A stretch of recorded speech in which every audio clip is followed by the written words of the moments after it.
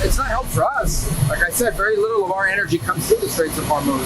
It's the world that has a great interest in that, and so they should step up and deal with it. Kailangan ng G7 nations ang Strait of Hormuz kaya dapat lang na sila ay kumilos para ito'y mabuksan.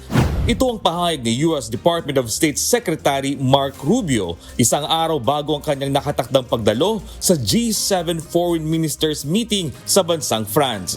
Aniya, kayang persahin ng malalaking bansa sa Europa ang Iran na buksan sa malayang paglalayag ang Hormuz Strait kung sama-sama, lalo na't sila ang higit na apektado ng global crisis sa langis.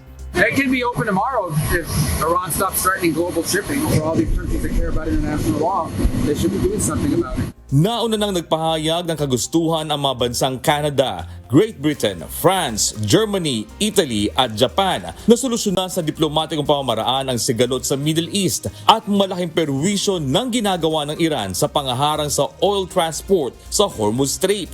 Ayon sa tagapagsalita ng European Union, isa sa pinagsisikapan nila ngayon ay makabuo na mahakbang kung paano pahuhupain ang gyera.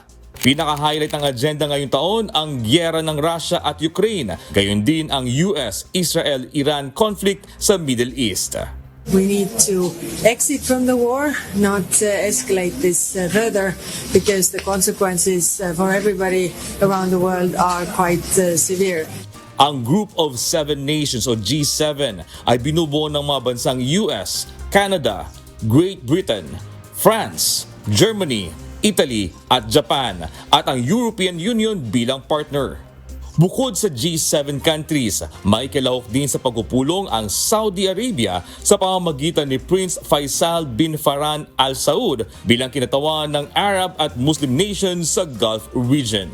Jack De Ocampo, UNTV News and Rescue. Diyos ang aming sandigan, serbisyo publiko ang aming pinahahalagahan.